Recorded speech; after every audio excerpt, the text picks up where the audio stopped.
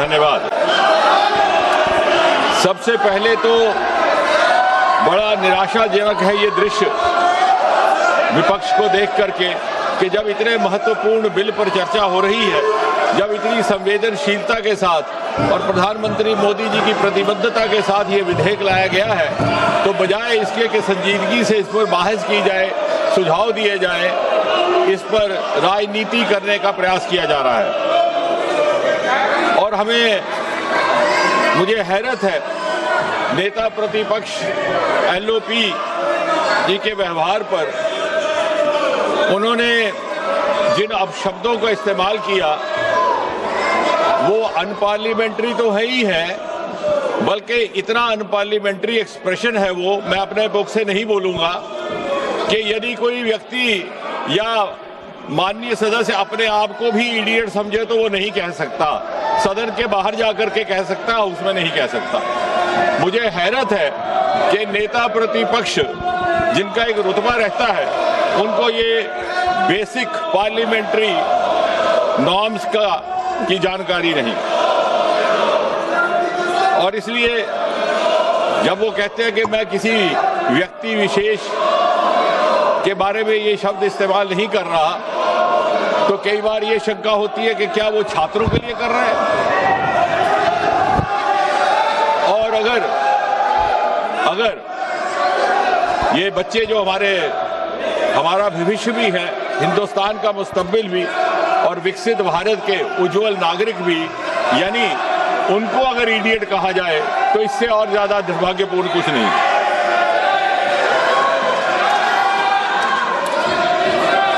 मुझे ये भी हैरानगी है कि नेता प्रतिपक्ष को सार्वजनिक जीवन और प्रशासनिक प्रणाली की जो बुनियादी बिंदु हैं उनकी जानकारी का भी अभाव है।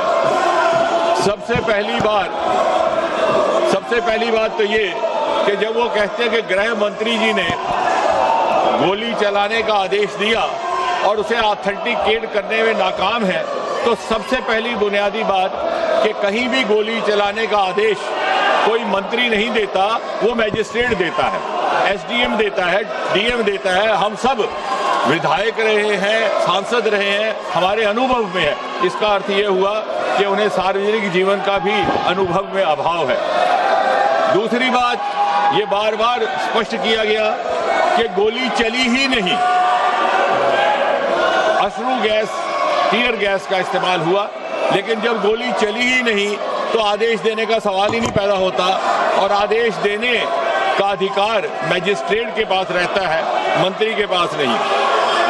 फिर इन्होंने ये कहा कि गृह मंत्री जी के साथ 30 गाड़ियों का 30 व्हीकल्स कैवलकेड, शायद इनको गिनती करने में भी दिक्कत है। इन्होंने शायद वो कैवलकेड देखा ही नहीं कि 30 गाड़ियां कभी भी गृह मंत्री जी के साथ नहीं चलती। फिर उन्होंने ये भी कहा कि गृह मंत्री जी विदेश गए हुए थे। हम में से किसी की जानकारी में ऐसा नहीं, कहीं कोई प्रमाण नहीं, क्योंकि विदेश जाने का सवाल ही नहीं। गृह मंत्री जी कभी भी विदेश नहीं गए।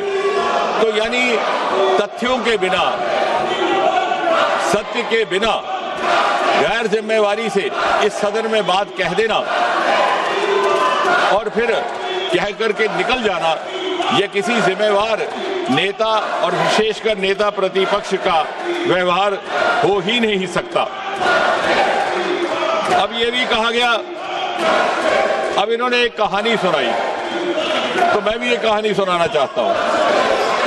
और ये कहानी है 21 जुलाई की। 21 जुलाई को नेता प्रतिपक्ष नामालूम क्या सोच करके और किस उम्मीद से जाकर के बैठ गए 7 LKM प्रधानमंत्री आवास के फाटक के बाहर। अब नामालूम क्या था मन में। अब मेरा विभाग ऐसा है जो शोध के साथ ताल्लुक रखता है।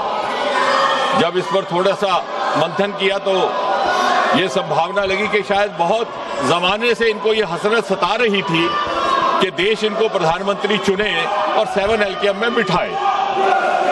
अब इनकी जब वो हसरत पूरी ना हुई तो निराशा और फ्रस्ट्रेशन से हताश होकर के वो प्रधानमंत्री आवास 7 LKM के दरवाजे पर जा बैठे। और फिर जब इनको बड़ी विनम्रता से समझाने का प्रयास किया गया कि ये आपको शोभा नहीं देता, तो इन्होंने कहा कि मुझे उठा लिया जाए। ना चाहते हुए भी जब पुलिस को इनसे ये निवेदन करना पड़ा कि आप हट जाइए, तो बड़े बेगैरत होकर के वहां से निकले। और जैसा कल हमारे एक माननीय सदस्य कह रहे थे, शुरू में तो ये उस आंदोलन के साथ जुड़ने में गुरेज कर रहे थे। इन्हें लगा कि आम आदमी पार्टी का आंदोलन है, लेकिन जब आंदोलन इन्हें लगा कि उठने लगा, तो इन्हें जो माननीय सदस्य कल कह रहे थे, जेन ज़ी की जबान में MIA हो गया। MIA मतलब मिसिंग इन एक्शन, जो हमारे जेन ज़ी की भाषा है। और दूसरा, जैसा कल बताया गया कि FOMO, fear of missing from action, और इसलिए ये जाकर के वहां बैठे। और फिर जब इन्हें उठाया गया, तो जो इन्होंने दृश्य वहां पे दर्शाया अपने उठाए जाने का, तो क्या वो गालिब का शेर है कि बड़े बेगैरत होकर तेरे कूचे से हम निकले, बड़े बेआबरू होकर तेरे कूचे से हम निकले, बहुत निकले मेरे अरमान, लेकिन फिर भी कम निकले। यानी वो जो दबे हुए अरमान है 7 LKM में जाकर के बसने के और नेता बनने के, वो ना मालूम किस किस प्रकार पिछले एक सप्ताह में जाहिर हुए। मैंने 40 से 45 हमारे वक्ता रहे, सबके सुझाव भी नोट किए, बड़े ध्यान से भी सुना। उसमें कुछ एक बातें ऐसी भी आई जो मुझे लगता है कि स्पष्ट करने लायक है। यहां पे ये बताया गया, हमारे कांग्रेस के नेता गगन गोगोई जी ने कहा कि मासूम बच्चों पर जुल्म सितम ढाया गया। शायद उन्हें ये मालूम नहीं कि utmost restraint was exercised and it was made sure that casualties don't happen.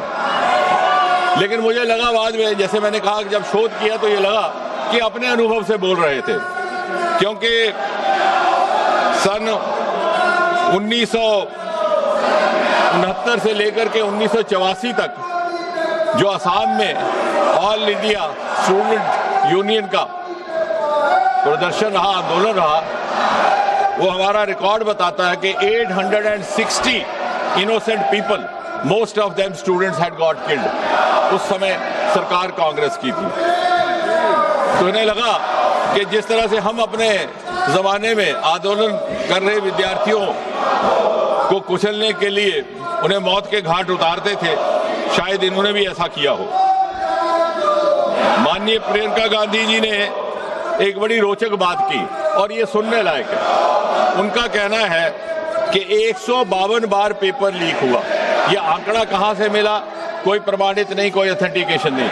लेकिन उससे भी अधिक दिलचस्प बात ये है, वो कहती हैं कि 150 papers leak, 150 times the paper leak happened which affected 750 crore children. I have verified this from the written script which was there in the parliament last night, where I wanted to actually check on myself. 150 paper leaks affecting 750 crore children, which means 7.5 billion. The entire population of the world is just about 8 billion. And you have 7 billion, 7.5 billion children in India. ना मालूम ये आंकड़ा कहां से आया। या तो ये मन गढ़ंत है, या तो ये इसमें शरारत है, और या फिर इसमें इग्नोरेंस है। उन्होंने कहा कि सन 2024 के बाद जब ये एक्ट लगा था कोई कार्रवाई नहीं हुई। शायद उन्होंने ये अध्ययन नहीं किया कि 52 FIR लग चुके हैं पिछले 2 वर्ष में जब से ये एक्ट बना, जिसमें से 29 है प्रिवेंशन ऑफ अनफेयर मीन्स और 23 है भारत संहिता के लिए। इसी तरह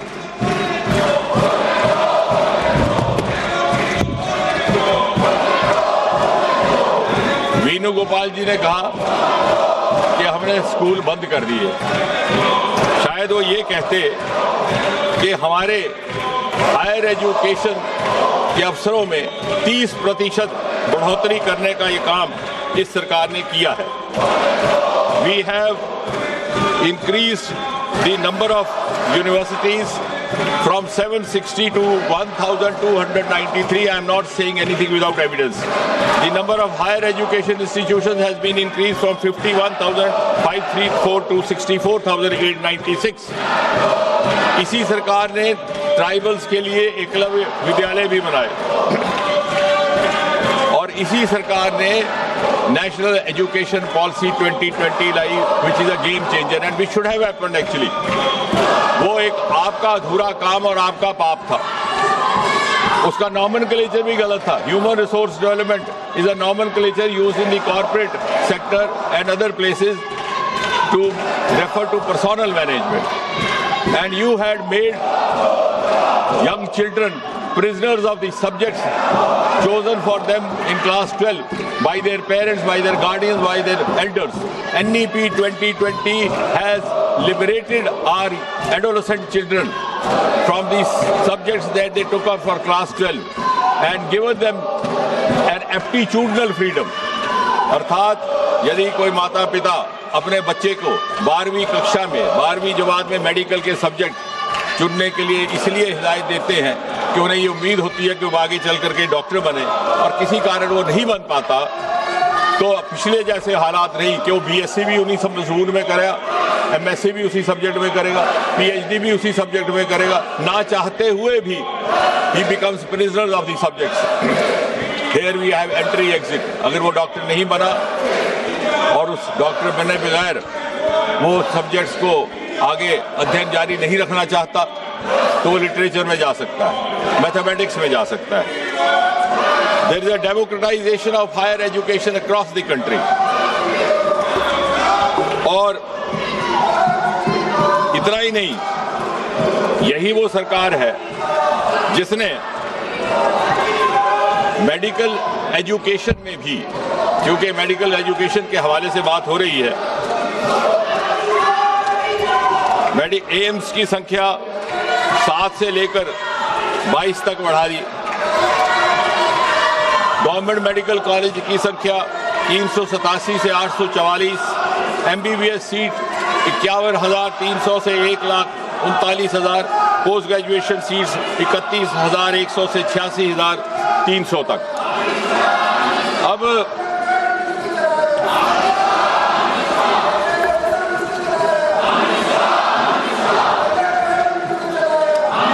तो चाहते तो हम ये थे कि इस बिल पर गंभीर चर्चा होती, क्योंकि जिस तरह से प्रधानमंत्री जी ने बड़ी संवेदनशीलता के साथ कार्रवाई की है, अभी हाल ही में जो पेपर लीकेज हुआ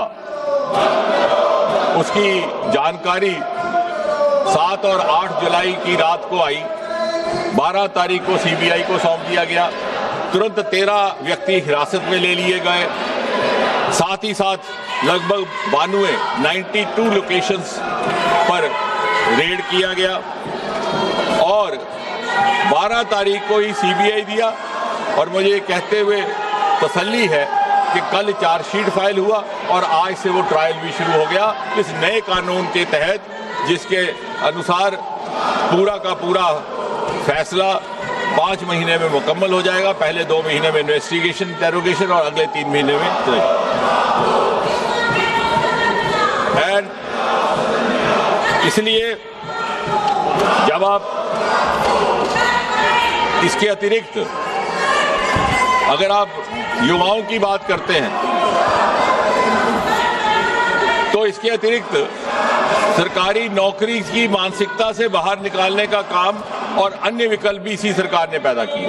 जब आपने सरकार छोड़ी तो इस देश में स्टार्टअप की संख्या केवल 350 थी, आज बढ़कर के 2,30,000 से ऊपर हो गई। हम तीसरे दर्जे पर आन खड़े हो गए। और इसलिए बहुत समय ना लेता हुआ मैं सीधा इस बजट के विषय में थोड़ी एक बात करके अपनी बात को समाप्त करूंगा, क्योंकि आप इस समय आपका भी उस तरह का नहीं है।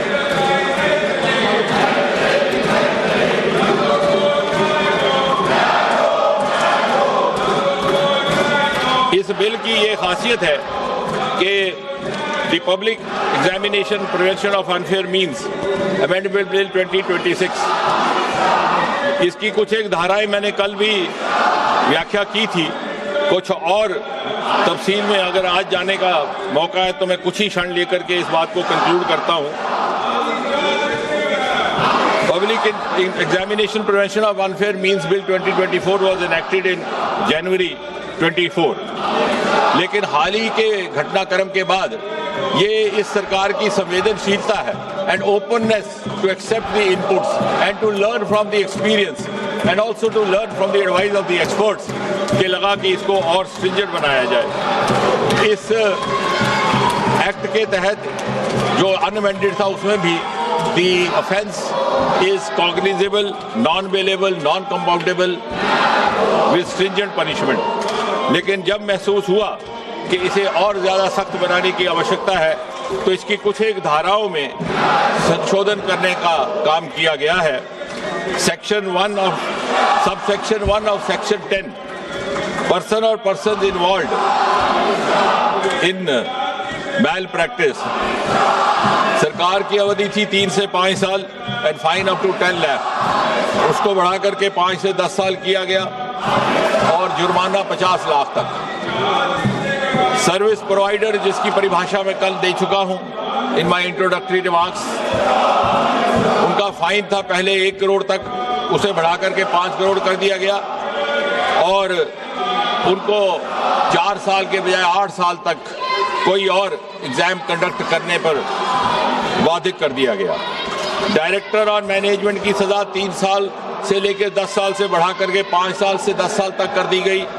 फाइन 1 करोड़ से बढ़ा करके 5 करोड़ तक कर दिया गया। और इसी तरह जो ऑर्गेनाइज्ड क्राइम है, बार बार कुछ एक सदस्यों ने उसका उल्लेख किया है, मैं उस पर भी वाजे कर दूं कि उसके लिए इम्प्रिजनमेंट 5 साल से 10 साल से बढ़ा करके 7 से 10 साल कर दी गई। Fine which was not less than 1 crore has been increase up to 10 crore. और इसलिए बहुत सारी यहाँ बातें की गई। मैं ये भी कहना चाहूँगा कि कोई भी बच्चा अगर सुसाइड करता है तो जितना आपको उसका खेद है उससे ज़्यादा हमें है, लेकिन हमें आंकड़ों में ना उलझाइए। हालांकि किसी मृतक बच्चे के आंकड़े का व्याख्या करना कोई शोभा नहीं देता, लेकिन the rate of suicide related to paper leakage also has reduced over the last few years. यही कुछ एक बात कह करके मैं अपनी बात समाप्त करता हूँ। प्रश्न ये कि श्री N.K. प्रेमचंदन द्वारा प्रस्तुत संशोधन 1 को स्वीकृत किया जाए। जो सदस्य इसके पक्ष में हाँ गए, जो सदस्य विरोध में ना गए, मेरे विचार में निर्णय ना वालों के पक्ष में, ना वालों के पक्ष संशोधन स्वीकृत हुआ। प्रश्न ये कि विधेयक पर विचार किया जाए। जो सदस्य के पक्ष में हाँ गए, जो सदस्य विरोध में ना गए, मेरे विचार में निर्णय हाँ वालों के पक्ष में, हाँ वालों के पक्ष में विधेयक पर विचार करने हेतु प्रस्ताव स्वीकृत किया गया। अब सभा विधेयक पर खंडवार विचार करेगी। निम्नलिखित मान्य सदस्यों के इस विधेयक पर विभिन्न खंडों में आए संशोधन हैं। श्री N.K. प्रेमचंदन, विशाल पाटिल, प्रोफेसर शौकत राय, डीन कोरिया, नीरज मौर्य, आनंद भदौरिया, श्याम कुमार बर्वे, के राधाकृष्णन, E.B. बिडन, लालजी वर्मा, राजेश रंजन, बेनी मेनन, शफी परमबिल, अजय कुमार सिन्हा, मनोज कुमार, शशिकांत सेंथिल, DM कतिर आनंद। मेरा अनुरोध है, अगर आप सब अपने अपने संशोधन प्रस्तुत करना चाहते हैं तो अपने अपने स्थान पर चले जाएं, तो मैं सभी खंडों के सभा के निर्णय के लिए एक साथ लेता हूं। जा रहे हैं आप? नो। प्रश्न है कि खंड 2 से 5 विधेयकांग बने। जो सदस्य के पक्ष में हाँ गए, जो सदस्य विरोध में ना गए, मेरे विचार में निर्णय हाँ वालों के पक्ष हुआ। खंड 2 से 5 विधेयकांग बना। प्रश्न ये कि खंड 1 अधिनियम सूत्र और विधेयक का पूरा नाम विधेयकांग बने। जो सदस्य के पक्ष में हाँ गए, जो सदस्य विरोध में ना गए, मेरे विचार में निर्णय हाँ वालों के पक्ष हुआ। खंड 1 अधिनियम सूत्र और विधेयक का पूरा नाम विधेयकांग बने। मंत्री जी अब प्रस्ताव करें कि विधेयक को पारित किया जाए। मैं प्रस्ताव करता हूं कि विधेयक को पारित किया जाए। प्रश्न ये कि विधेयक को पारित किया जाए। जो सदस्य इसके पक्ष में हाँ गए, जो सदस्य विरोध में ना गए, मेरे विचार में निर्णय हाँ वालों के पक्ष में प्रस्ताव स्वीकृत हुआ और विधेयक पारित हुआ।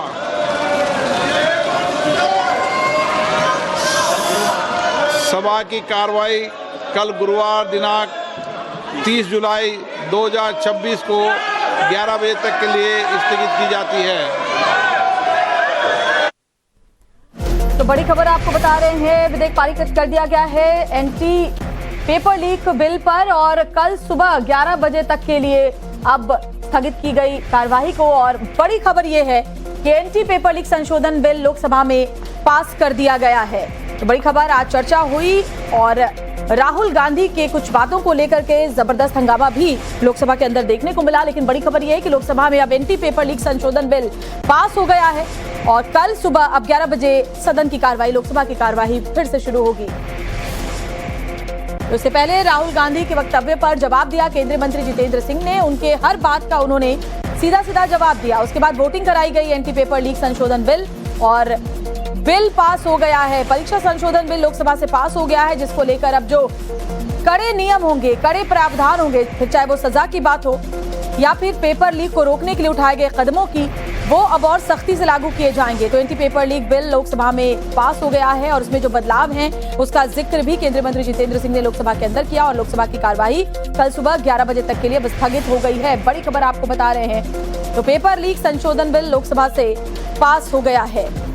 तो परीक्षा संशोधन विधेयक पास हो चुका है और बड़ी खबर आपको बता रहे हैं, इससे पहले राहुल गांधी ने जब इस चर्चा में शामिल होने के दौरान कई जो शब्द इस्तेमाल किए उसको लेकर के जबरदस्त हंगामा लोकसभा के अंदर देखने को मिला और साथ ही केंद्रीय मंत्री जितेंद्र सिंह ने उसको लेकर आपत्ति भी जाहिर की। इससे पहले संसदीय कार्य मंत्री किरण रिजिजू ने भी उन पर सवाल उठाया और कहा कि या तो वो प्रूफ लाए या तो फिर वो माफी मांगे। और उसके बाद कार्यवाही को 3 बजे तक स्थगित किया गया था। 3 बजे जैसे ही सदन की कार्यवाही शुरू हुई, उसके बाद केंद्रीय मंत्री जितेंद्र सिंह ने तमाम बातों का जवाब दिया और उसके बाद एंटी पेपर लीक संशोधन बिल पर वोटिंग हुई और हंगामे के बीच एंटी पेपर लीक संशोधन बिल पास हो गया है। लोकसभा की कार्यवाही कल तक के लिए स्थगित हो गई है। तो बड़ी ये खबर, कल से ही चर्चा इस एंटी पेपर लीक संशोधन बिल पर शुरू थी। हिमांशु हमारे साथ, हमारे सहयोगी जुड़े हुए। हिमांशु, भारी हंगामा हुआ आज देखने को मिला राहुल गांधी के वक्तव्य पर भी। राहुल गांधी ने जिन शब्दों का इस्तेमाल किया उसको लेकर के कड़ी आपत्ति भी जाहिर की गई, लेकिन अच्छी बात यह रही कि कम से कम आज हंगामे के ही बीच एंटी पेपर लीक संशोधन बिल लोकसभा से पास हो गया है। जी बिल्कुल, देखिए ये जो एंटी परीक्षा बिल था ये पास कर दिया गया है। ये जिस तरीके से ये बिल लाया गया था, जिस मंशा से बिल लाया गया था, वो यही था कि जो भी परीक्षाओं में धांधली हो रही थी, पेपर लीक्स हो रहे थे, उसको किसी भी तरीके से रोका जाए। और उसको लेकर जो है ये जब बिल लाया गया उसमें लगभग 91 से 93 तक संशोधन जो है लोगों ने दिया हुआ था कि इसमें संशोधन किया जाए। लेकिन राहुल गांधी ने जिस तरीके से अपने वक्तव्य को प्रारंभ किया, लेकिन उन्होंने किसी भी स्थिति में छात्रों की तो बात की, लेकिन छात्रों की प्रॉब्लम्स की बात नहीं की। ना ही उन्होंने छात्रों की प्रॉब्लम सॉल्व करने के लिए किसी प्रकार से कोई सजेशन दिया। और बार बार वो गृह मंत्री का नाम ले रहे थे, यहाँ तक कि प्रधानमंत्री का भी उन्होंने नाम लिया। छात्रों पर गोलियां चलाई गई, इस तरीके की बात उन्होंने कही, जबकि वास्तविक स्थिति है कि गोलियां किसी भी छात्र पर नहीं चलाई गई हैं, सिर्फ बिल्कुल। और इसी को लेकर के केंद्रीय मंत्री जितेंद्र सिंह ने जवाब भी दिया। हिमांशु, शुक्रिया आपका तमाम जानकारी हम तक पहुंचाने के लिए।